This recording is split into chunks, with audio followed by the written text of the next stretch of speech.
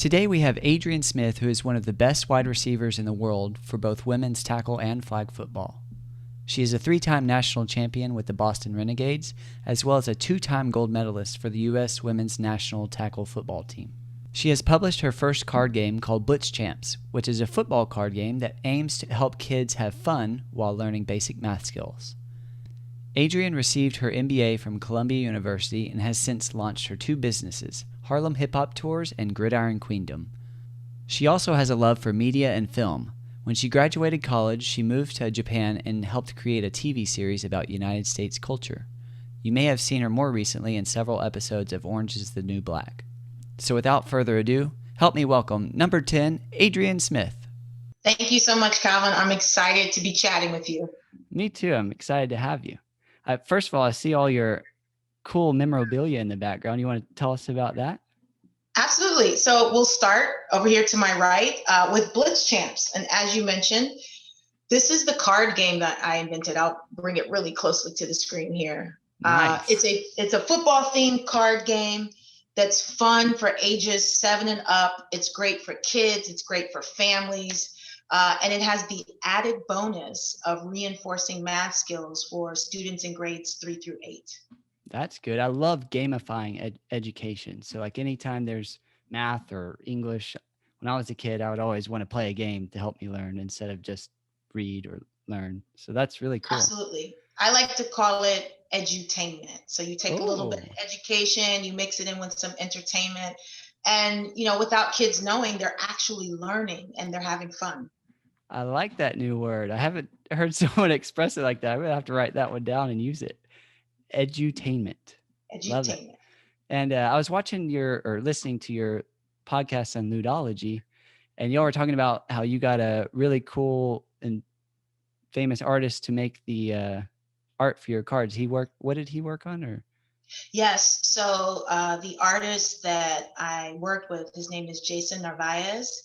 Super talented. He's done work for Teenage Mutant Ninja Turtle, Yu-Gi-Oh, just a lot of really high profile other projects. And I was super fortunate. I have to thank my Columbia Business School network for making that happen. I reached out to some fellow alums who had more experience in the gaming industry, and they put me in touch with him. And then he and I met, and he really gelled with the project, and we took it from there.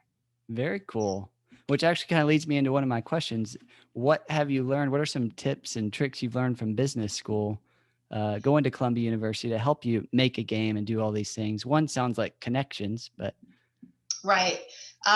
What can I say? My getting an MBA from Columbia Business School was a key. It was a pivotal moment in my life, period. Not just talking about career, but knowing how to engage with and understand how the world works. And, they say money makes the world go round. That's inherently true. And so really being able to understand the economics behind everything helps you pinpoint and even predict people's motivations, whether it's in the arts or politics or even medicine. So for me, one of the big takeaways from Columbia Business School definitely is the network. It's having the alumni database at your fingertips and being able to reach out to people who've experienced the same things you have and who have this inherent desire to help you to succeed. So that was one of the first things I did when I had the idea for Blitz Champs back in 2015. I was like, okay, God, I have this great idea for a game, but in case you didn't know, I don't have any background or knowledge in making games. The most that I know how to do is play Dungeons and Dragons, Uno, and Galaga, which is like my favorite video game. That's a great but what I did know to do was reach out to people who would have more understanding and experience. And so that's what I did. And then obviously, though, the education I gained from Columbia in terms of, again, understanding how to put together budgets, how to really use Excel in terms of putting together projections. So I was able to write an effective business plan, which really helps you as an entrepreneur. It's your roadmap, Calvin. It really helps you go from the beginning to wherever it is you're trying to whatever it is you're trying to achieve.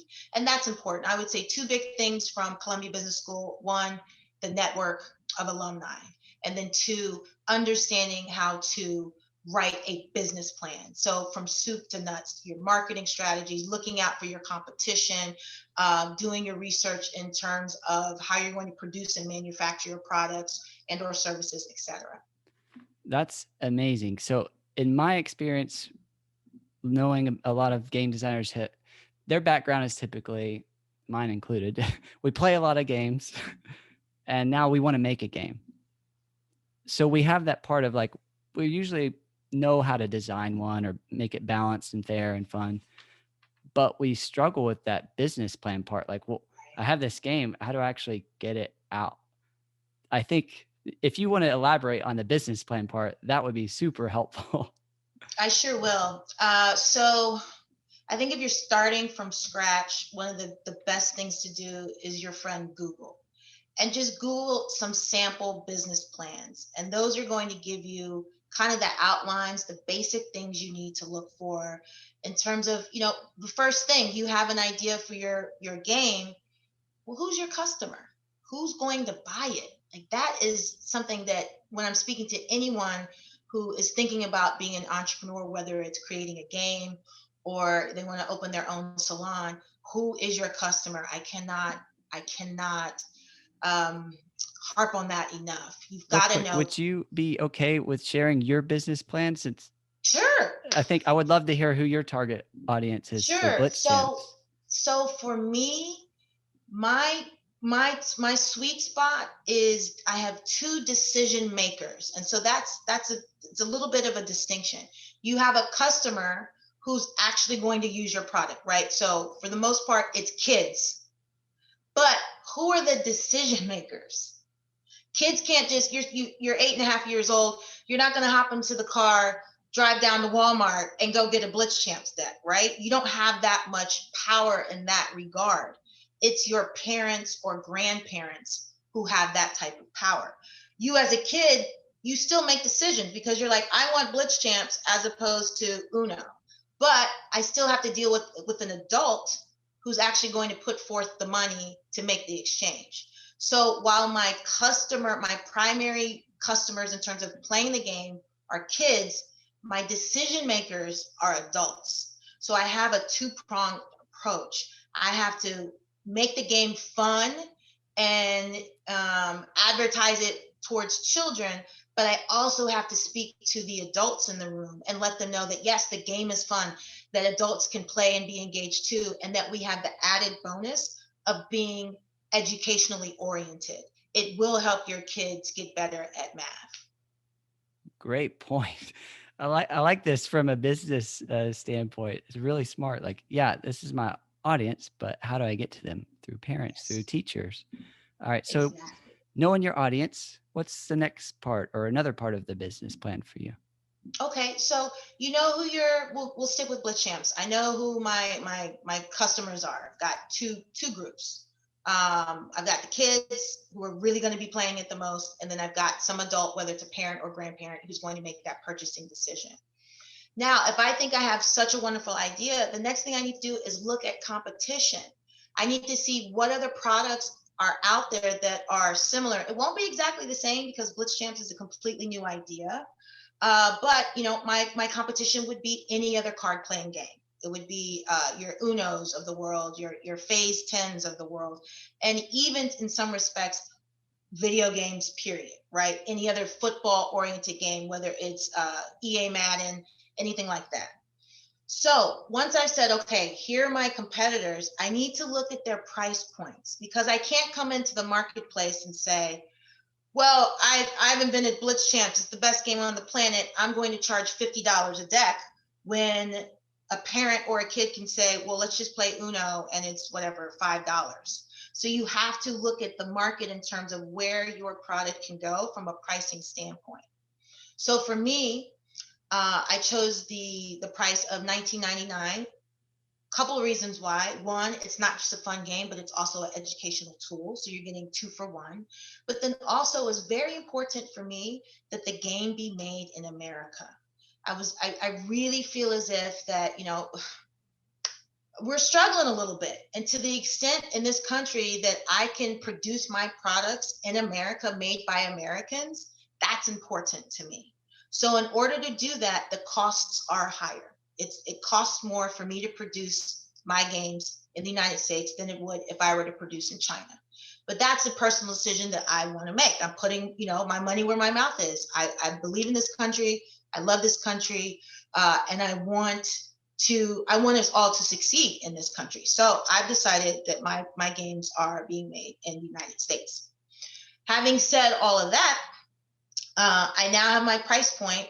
You kind of need to back in to make sure, are you able to sustain this business? If I'm selling at $20 a deck, does that give me enough of a profit when I have to compensate the manufacturers, when I have to take care of advertising, when I have to give, Amazon its fees? Do I have anything left? So that's something for game makers to decide. You can have the best game, but if you have multiple components that need to be made out of plastic and out of wood and et cetera, and you've got a game board that needs to be folded up and everything has to be wrapped in plastic and in this box, and it costs you $75 to assemble everything, I don't know if you can sell a board game per se for $100, right? To give you at least $25 profit. So those are some of the nuts and bolts that you have to think about when determining pricing for your game. I know a bit about how to find a manufacturer in China because that's where a lot of the games are made. How did you go about finding one here in America, and how did you decide on that? Oof, that was a long process. That was all of 2016. Wow. Because I had to decide on the type of, the size of the card, if I wanted like a poker size card or some other size card, and just the thickness, glossy or matte. There's so many decisions that have to be made. And I just went off of personal preference. So I visited some other stores. I lifted their playing cards. I felt what it looked like. I looked at the imagery. I looked at what kind of box do we need to make. And I went through multiple iterations, and I had to try about 2 or 3 companies, putting in orders, seeing what they came back to me with, and judging whether or not I thought it would be a good product. Because when you create something new, you really only have one shot, Calvin. You only have one shot to get it right. And I wanted to be sure I was stepping into the marketplace with a good product. So when you're dealing with these 2 or 3 companies, you would say, here's my game, print one and give me like a sample, or how did that work? Yeah, that's difficult because there isn't really a company out there that will print just one game. So there is a little bit of an initial financial investment. I can't remember the name of I think gameboarddesign.com, was that it? I can't remember. There's a popular one called the Game Crafter, and Game Crafter, and there's another one, P&P on demand, or I don't remember right off the top of my head. But Game Crafter will print just one game. However, they're not always the company that people would go with to print a lot of games. So you can get one game printed of like your deck, but when you go with a different company, it might end up different. So I guess what I'm trying to say is it's probably important to get a sample from the company you're wanting to go with versus just any sample. Right. But Game Crafter is good for like play testing a nice prototype as well. But anyway, I just wanted to let you know about Game Crafter for the next, if you end up making Blitz Champs too.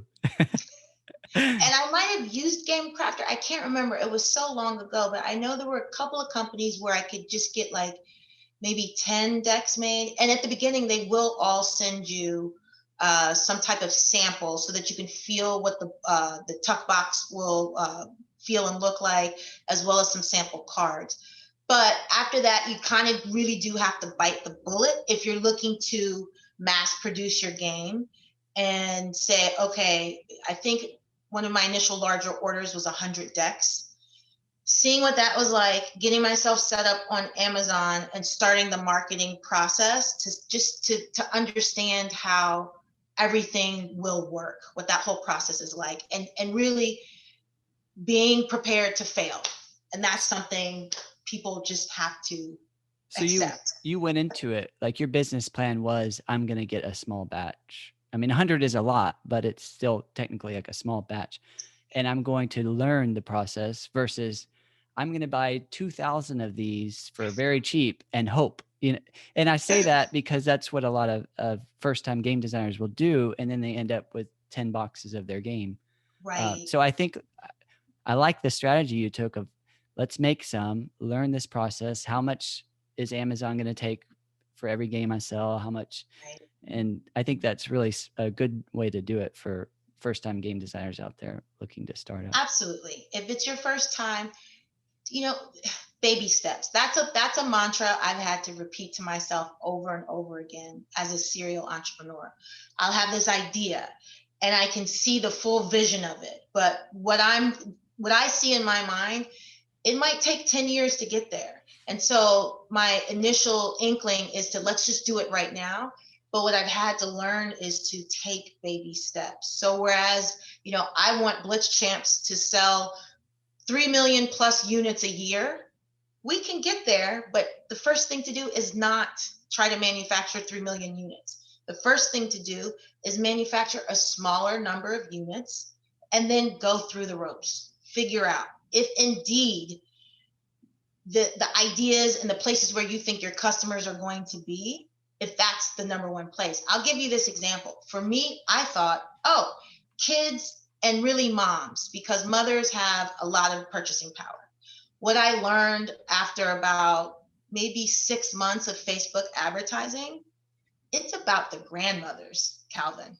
Grandmas were snatching up Blitz Champs left and right. I had no idea. If it had not been for Facebook analytics, I still would have been focusing on the 25 to 35, 40-year-old woman, when it really was the 65 plus woman who is all about Team Blitz Champs. That's awesome. You wouldn't know that until you actually go out and go through the process of selling your game and marketing your game. It's funny now that you're saying this, like a light bulb is like, oh, that makes sense. When I remember back, like my mom would play games with me, but it was usually the grandparents who, like, they were looking for something to do with their grandchild. The mom loved doing things with their child, but they're also trying to provide for the child.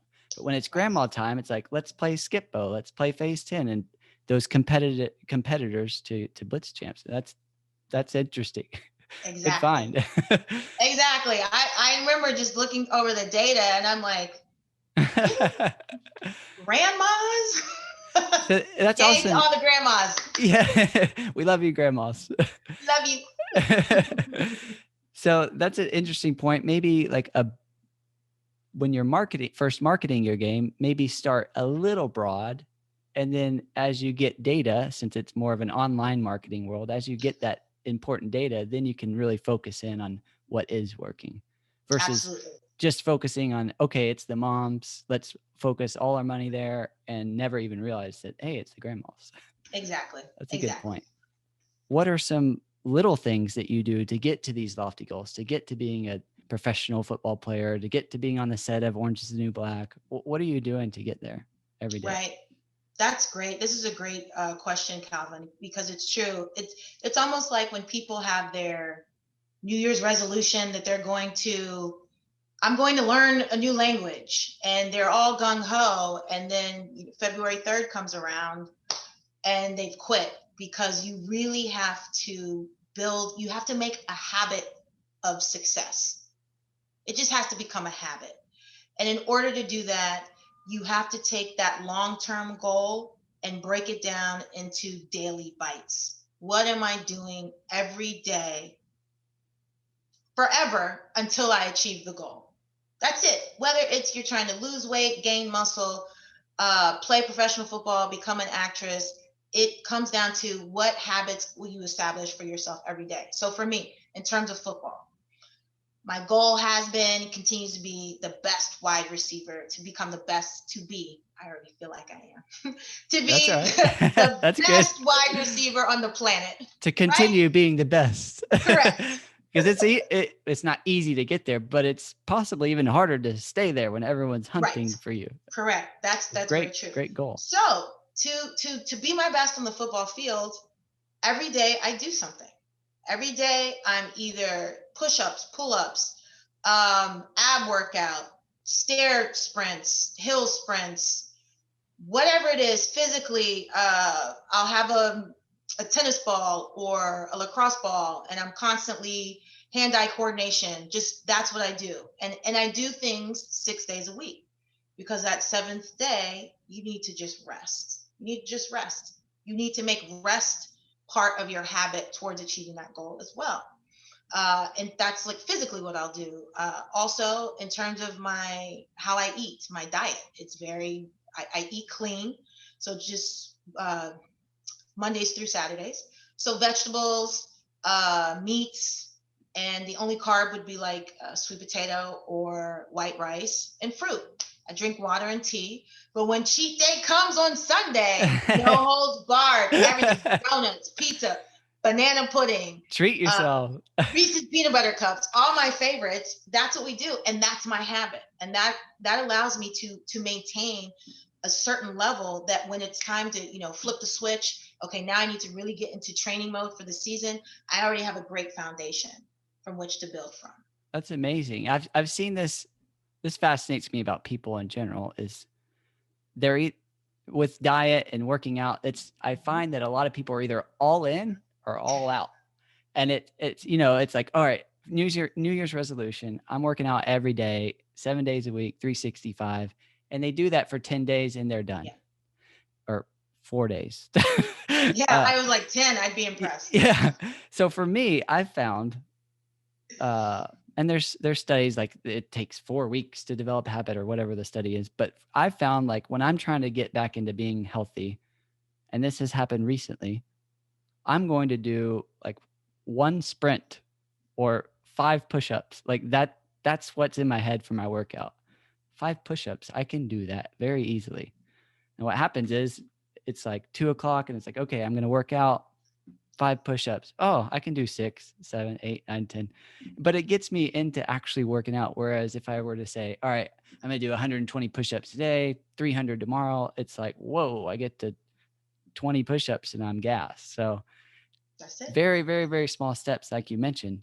And then all of a sudden, over the years, you're at those lofty goals. That's right. That's so right. I think it's cool how you got to being the best, or one of the best, if not best, wide receivers in the world. And that's fascinating. Okay, so being part of the Boston Renegades, let us know a bit about what that's like. What are the practices like being in a women's football professional team? Oh, great question. So I love my Renegades. I have my helmet here. Woohoo! And we're pretty good. We've been winning championships since. Are those championship rings by it, perhaps? Yes. Let me bring some. Yeah, of the rings please show off the bling. These are 2 of my 3 Boston Renegades rings. So you're out. You ran out of fingers. You need more ring fingers to carry all your rings. Yes, champagne problems, Calvin. So. And we have another ring coming to us from our 2019 championship. Unfortunately, our season in 2020 was canceled due to COVID-19, obviously. But fingers are crossed that we will be playing this year in 2021. And our season, we play in the WFA, the Women's Football Alliance. It's kind of like the NBA and WNBA. We play in the spring and summer, whereas the men play in like the fall and winter. So we should start up this year, again, with a little bit of a delay, beginning in May and going through July, August, I believe. But as far as our practices, very intense. So we're doing 2 hours, Tuesdays, Thursdays, and then Saturdays as well. And keep in mind, so women's tackle football now is where men's tackle football used to be in like the early to mid 1900s. Players still all worked full time. So that's where the women are now. And we all have full-time jobs, or some of us are students, some of us are moms, etc. And we commit ourselves towards this common goal of winning bling. That's what we do. And any given practice, Yeah, it's a good goal. In any given practice, we'll start out with warm-ups, then we'll split up offense and defense to work on individual skill sets. Then team offense and team defense will work together on plays, and then we'll come together at the end of practice to scrimmage against one another. That's my favorite part. Do you have a lot of conditioning drills you do during that, or is that? Yes. That's the miserable part, Calvin, the conditioning. High school basketball. I love scoring touchdowns. I love winning championships. I do not like conditioning. I don't think anybody does. I definitely didn't like it. Some people do. I'll take their word for it. Well, that's cool. How can we watch you catch all those touchdowns and win those blings? So our games, I'm not sure where they will be streamed this season, but you can check us out online. People will have to, check my Instagram account, Adrienne V10, THE10, the 10. My jersey number is 10, Adrienne the 10, or Boston Renegades on Instagram, and we will constantly be updating information about how to watch the games. And if you're in the Boston area, come out in person. Fingers crossed that we can do that this season. Very cool. I have great memories of Boston. I went there once for a card tournament, like a fantasy card tournament. It's an epic card game. It's kind of like Magic the Gathering. And I had no expectations. I wasn't even qualified for the tournament. I played in a last minute qualifier, which you had to win to get into the tournament. So it's like a 40-person last minute qualifier. I won that, went 5-0 or 6-0 or whatever. And then the finals came and there was 60 people or however many. I ended up getting second. And so it was my second best tournament of all time in my semi-pro card playing career, which I won $3,000 cash, which is like $8 billion in card game world. Yes. But it was really fun. So great memories of Boston, and my cousin lives there, so that's cool too. That's great. That's awesome. I felt champion vibes coming off of you, Calvin. Now I know why. Yeah. I'm a good card player. I'm good at pickleball now is my thing. I'm a pickleball coach. I don't know if you know what that is, but yes, I do. Have you played? I've never played, but I am great eye-hand coordination. Yes, most you're definitely. Very, very close to each other, and it's a lot of. Yeah. So on the field in the WFA, what is it like? Is there a lot of trash talk? Is it kind of camaraderie? Is it respect? What happens? Good question.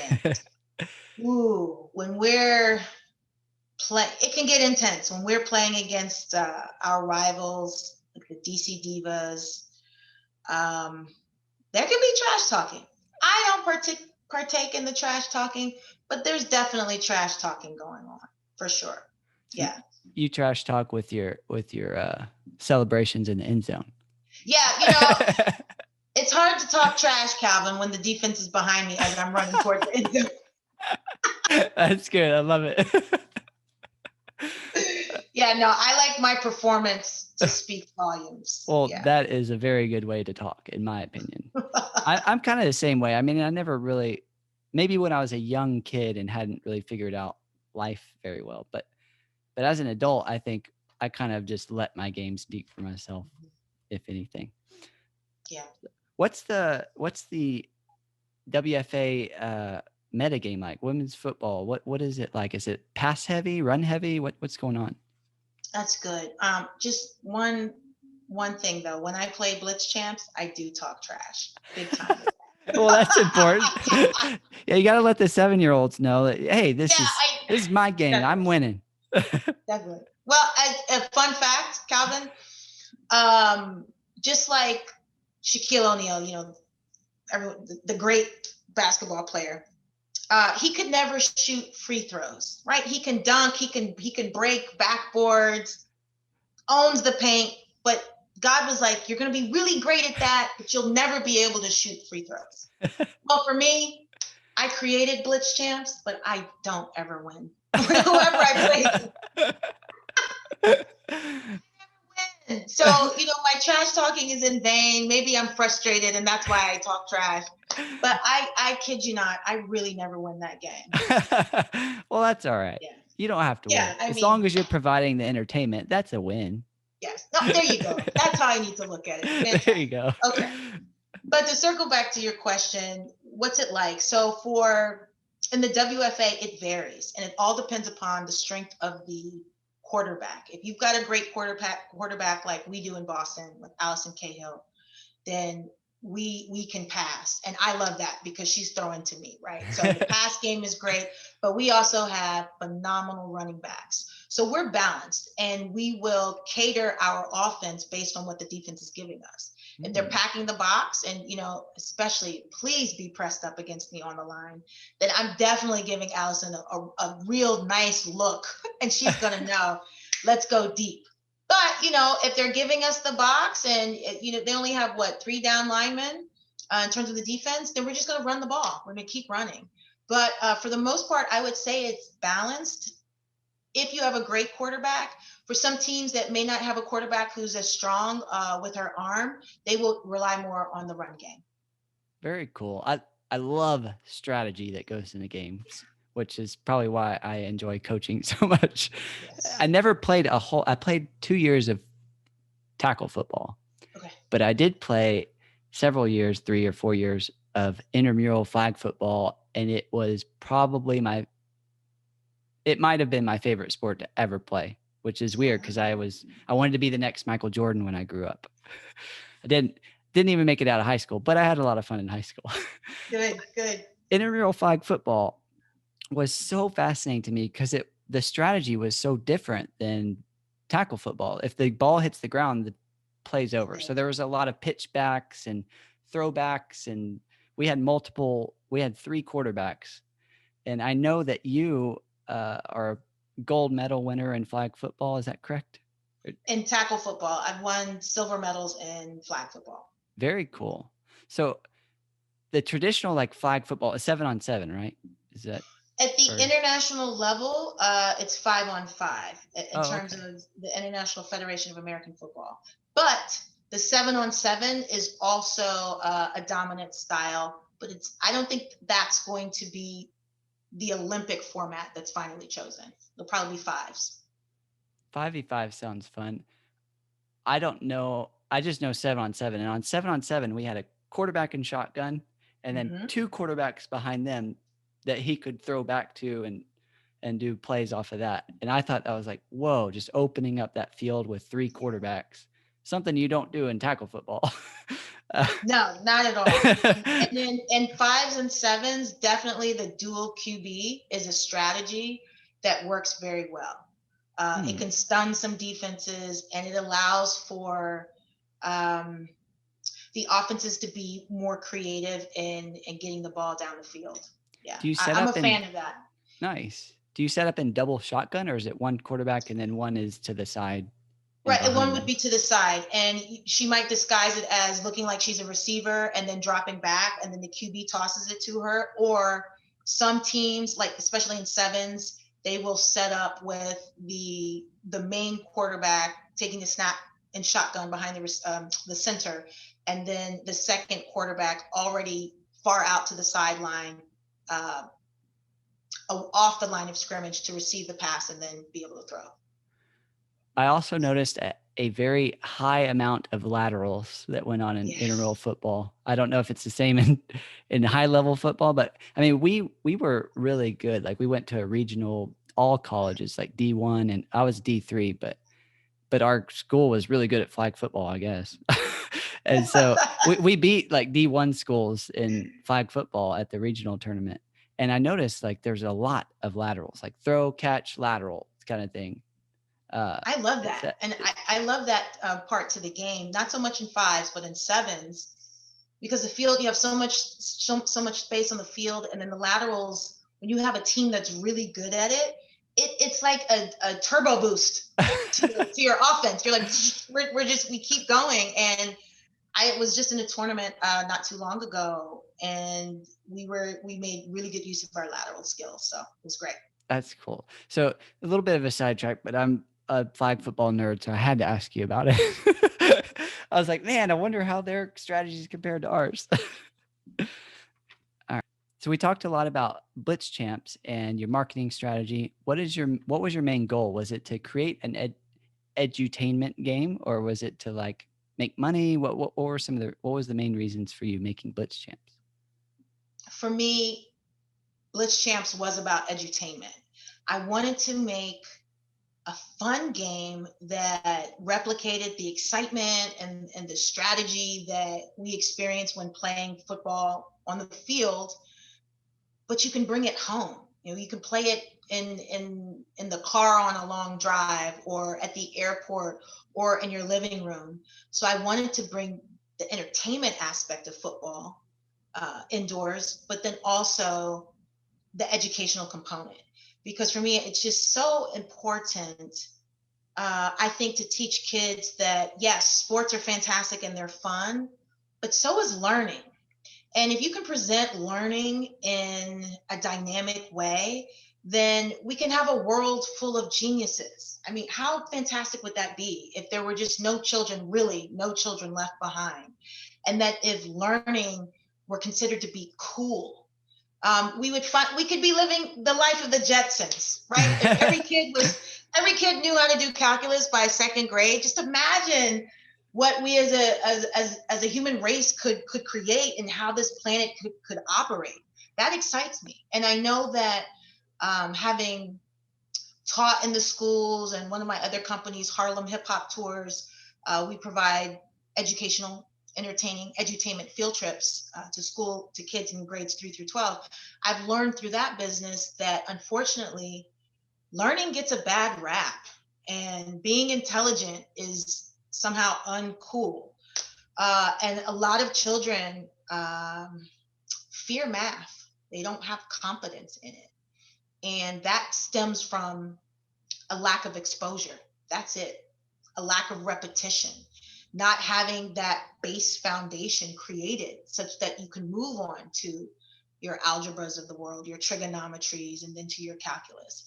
If you struggle with basic addition and subtraction, then you're not going to be the engineer. You're not going to be the astronaut. You're not going to be, the next creator of whatever the social media app will be in 10 years from now. So we can circumvent all of that by just giving kids a fun way to reinforce math skills. And I've had parents tell me that, their daughters didn't like math, or didn't think, girls could be good at math, after playing Blitz Champs, and they're using their mental math skills to say, okay, if I have 3 field goal cards and they're each worth 3 points, what's 3 plus 3 plus 3? So kids will start off 3 plus 3 is 6. 6 plus 3 is 9. But after playing the game for a while, and they have 3 of these 3-point cards, they learn that 3 times 3 is 9. And so I've literally been in the classrooms in New York City teaching the Blitz Champs math workshop. And I've seen kids on their own start to multiply. They'll see the pattern. They'll say, okay, if I have this phenomenal passing touchdown card right here, with and yours so truly on it. That's right. That's Adrienne Smith, number 10. It's my game. So of course I put myself in it. Gotta be in it. Yeah. Sorry. As spoiler, I was listening to the other podcast, and I thought that was so cool. It's like, that's a picture exactly from one of your catches in the game that was in Canada. Turned that's into, right. That's really neat. So if the kids, they have a passing touchdown card, another passing touchdown card, and another passing touchdown card, each is worth 6 points. They will start off by saying 6 plus 6 is 12. And then they'll go 12 plus 6 is 18. As they continue to play Blitz Champs, they will see themselves, oh, if I have 3 6s, that's 18. I've seen it happen countless times where the kids go from addition, subtraction to multiplication. And they don't know that they're doing math, but afterwards, when they get the little worksheet or the homework from their teachers, it becomes simple. And the reason why the math becomes simple to them is because they've had exposure to it. They've become comfortable to it. They don't see it as some obstacle. They see it as their friend that allows them to win Blitz Champs. That's cool. I think that's a kind of a cool coaching technique that I'll use. It's like, I'll teach someone something without them knowing they're learning it. And they'll be like, what you just did? That's actually multiplication. versus, Yes. all right, let's learn multiplication. It's like, I don't even know what that word is. That sounds Right. scary. Yes. But if you're like, you know what you've been doing this whole time? That's multiplication. That's Like, oh, multiplication. okay. So I Yep. think that's a very good teaching tool. And it's cool that you're seeing that with the kids playing. I know so you have World Hip Hop Tours. Harlem Hip Sorry. Hop Tours. You have Harlem Hip Hop Tours. Yes. And you also have Gridiron Queendom. So these are your own companies that you've started. Would you like to tell us a little bit about those and why you created each of those? Right. So in 2006, I co-founded Harlem Hip Hop Tours with one of my friends from Columbia Business School. And it really was a way for us to encourage, again, education. But to do so, you have to make it fun. So if you wrap hip hop around entrepreneurship, around higher learning, if we incorporate hip hop into history, all of a sudden it becomes cool. And again, there isn't that stigma of, oh no, I'm becoming smart. It's more, oh, I'm having fun. And if I happen to be learning at the same time, okay, I'm not mad about it. And so that has been successful for us. Again, unfortunately, we'll see about the future of Harlem Hip Hop Tours due to the pandemic. We really had to kind of shutter our doors because no one's doing field trips. We barely have children in school, so we'll see what happens. In 2013, I founded Gridiron Queendom, and that company for me was really a way to give back to the sport of football. It's set up to promote and support women and girls around the world who play football. That's it. We just want to support. If you're a girl who's 7 in Idaho and you love football and everyone's teasing you or saying you're crazy for playing football, go to Gridiron Queendom and you'll see images and articles of girls and women who are succeeding in the sport. If you are in Morocco and you want to play football, but society is saying you can't do that, go to gridironqueendom.com, go to GI Queendom on Instagram, and immerse yourself in a world of women and girls who are playing the sport they love unfettered. That's awesome. I went to your site, Gridiron Queendom, and I was fascinated by all the cool stories. Like there was this one girl that was playing tackle football, and for several years, like, this is my last year. I think she was in middle school, and so she was getting to the point where she wasn't growing as much as the guys were growing, and so, but she just kept playing. Like, I'm still on top of my game, and I was like, that's awesome. But what's really cool is you mentioned this as well on one of your other podcasts, that you had parents that were super supportive of your love for tackle football. How big of a role did that play in it? And how do you have any tips on what parents can do to support their children wanting to do things that society deems not doable? Yes. I'm so blessed to have had the parents that I had. And the story goes, what they told me was when I was 3 years old, my dad brought a teddy bear back. We were the same size. So, I'm tiny, the teddy bears, whatever, we're 3. And Ginger, I named him Ginger. I don't know why, he's a boy, but I named him Ginger. So I used to set Ginger up in front of the television when football was on, NFL was on, and I would just run and tackle him. And that's all I would do while football was on TV, just run and tackle Ginger. So my parents were like, oh, okay, interesting. I think she likes football, or is she just mad? We don't know. By the time I was 7, my dad, he got me a football for Christmas, and he taught me how to throw a perfect spiral. I was hooked. So I would play with the boys in the neighborhood. And then when I got to high school, we had flag football intramurals. So I was doing that, but I never really played organized football until I became an adult. And I just am so grateful to have parents that did not limit me. They did not limit me because of my gender. They did not limit me because of my race. If anything, they told me that, especially due to my race, I was going to have to work twice as hard to hopefully get half as much.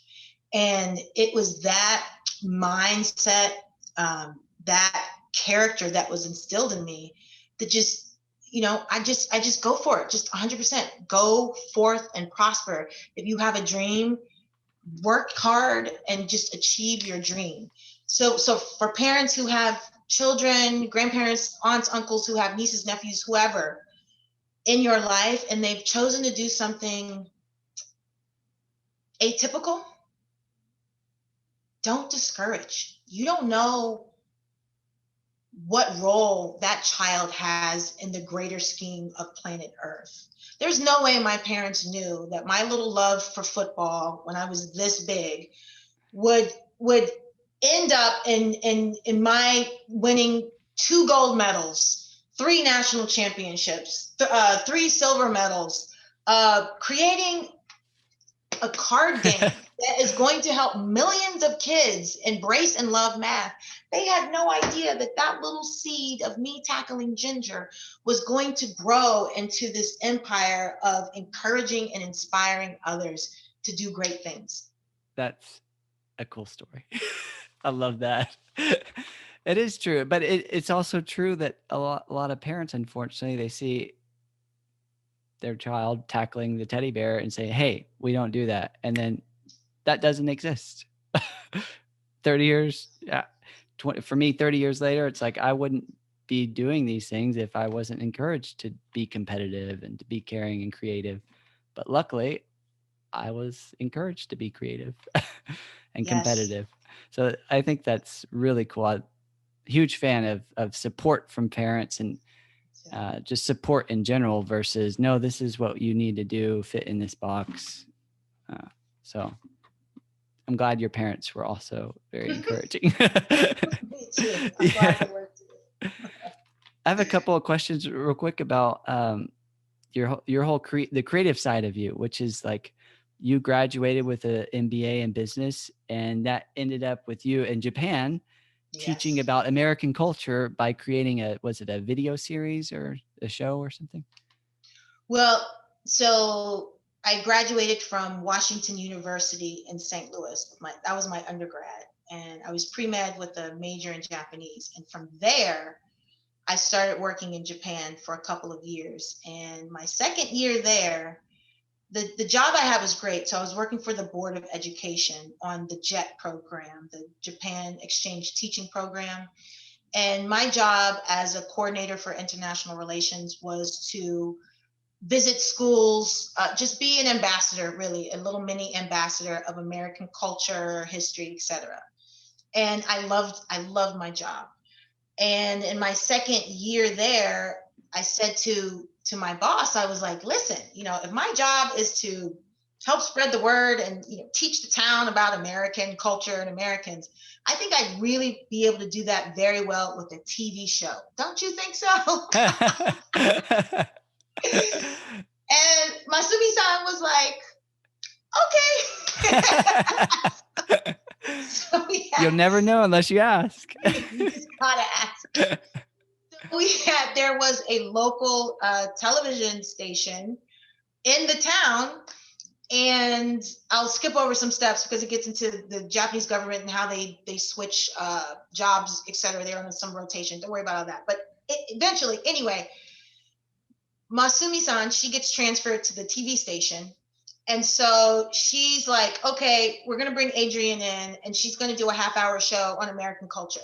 And I was like, great. So I'm writing the show. I'm writing in Japanese. She's my co-host, and we're covering topics. My favorite topic was Halloween, because that was, that's something new it's not inherent to Japan, the celebration of Halloween. They do have parties and people dress up, but really they didn't know the history of it, etc. Huh. So one of the things I said, okay, Masumi-san, we're gonna carve a pumpkin.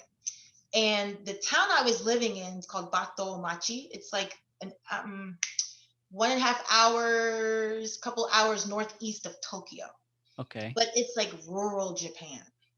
So I tell Masumi-san, I need a pumpkin because we're gonna carve the pumpkin on the show. Great. I'm in farm town, Calvin. So when they bring this pumpkin in, the pumpkin was huge. That's hilarious. The pumpkin and you got a butter knife.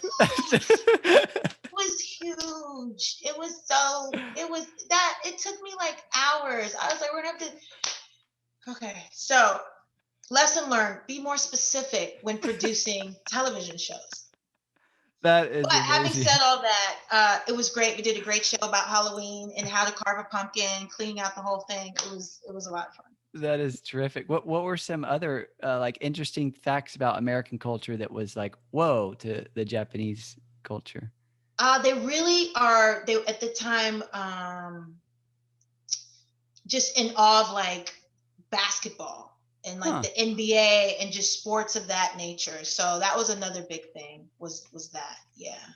What were some things about the Japanese culture that you find interesting that I might not know about? Hmm. I'm putting you on I the spot. really, I, I love their punctuality.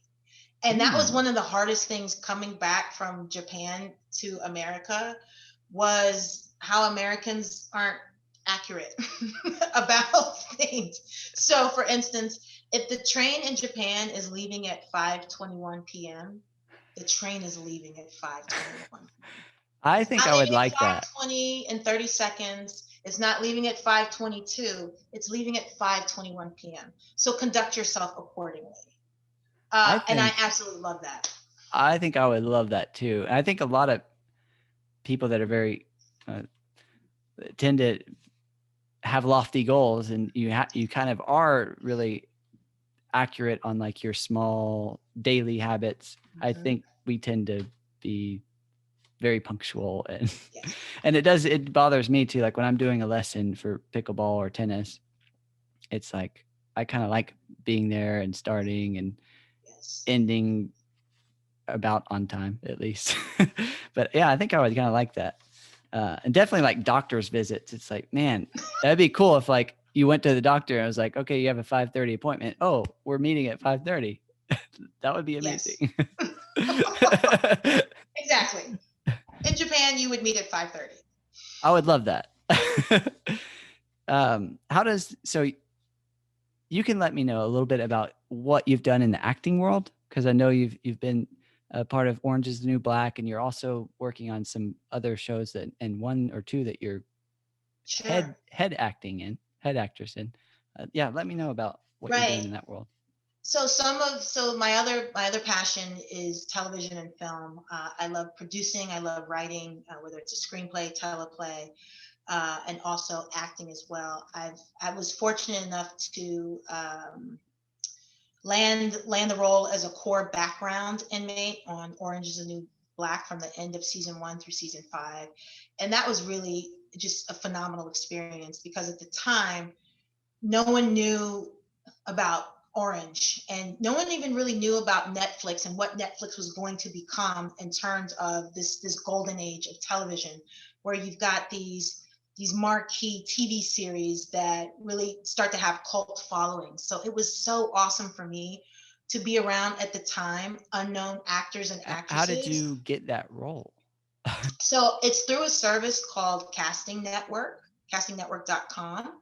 And all aspiring actors and actresses sign up for that. And you every day or so, whenever something, a casting that fits your bill, comes through in your email, then you respond and you submit yourself to audition for a role or be selected from photographs, however the casting directors are doing it. What was the audition like? So it depends. So for some background work, you don't really need to audition. They're selecting you off of the photos or any type of reel that you've already put up on your like your page. Oh, neat. There is a role that I had to audition for. It's a short film that Director X did in, I think it was 2 years ago now, 2019, and it was for the role of the athletic mom. So, I had to be an athlete, and I was playing the role of a mother in the short film that was called Seven Mothers. It was phenomenal because I've been a fan of Director X's. He's been prominent in a lot of the more well-known hip hop music videos since for like the past 20 years. He's done a couple of feature films as well, and so I just remember I don't even know if I want to be saying this, but when I was at the audition and I saw him like seated in the back on the sofa, I started getting so nervous, and I was like, oh my gosh, that's director X. No, be cool. You know, you got this. So Very normal to be nervous there. That's a cool yeah. story. So that was awesome to land that role. And from the kind of production side of things, there are a couple of projects I've been working on for a few years now in terms of trying to package them and get there's a lot that goes into it. You need to have a phenomenal story. Then you have to have a really good, solid screenplay or teleplay, depending on if it's a television series. And then you need to start to corral the right players, like if you're putting together a team. So the right actors, actresses, directors, and production companies. And that's what can take a lot of time, because it comes down to people's schedules. And sure, so-and-so might like the role, but they're booked for the next year and a half, so they couldn't play that role until 2025. Are you really going to sit here and wait 4 years for this one person, or do you try to find something else? There's a lot of movement that goes along. Wow, I never realized that. That's interesting. It does make it complicated. I have a selfish question. I've started teaching or making pickleball instructional videos. So basically any instructional video, like how to do this sport or how to hit a certain shot. And I'm finding that it's much easier to shoot with like 2 or 3 cameras and then edit between the shots.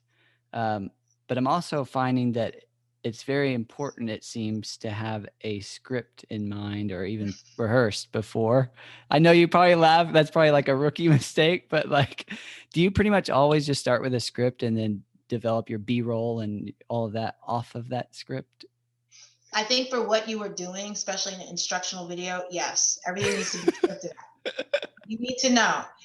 For some other, depending on the project, sometimes it's better to be unscripted and live, but that's with a seasoned person, someone who's good on camera, who knows the general subject matter that's trying to be conveyed. Because sometimes that the unscripted behavior, that nuance of it feeling as if it's just off the cuff, that works well for that particular project.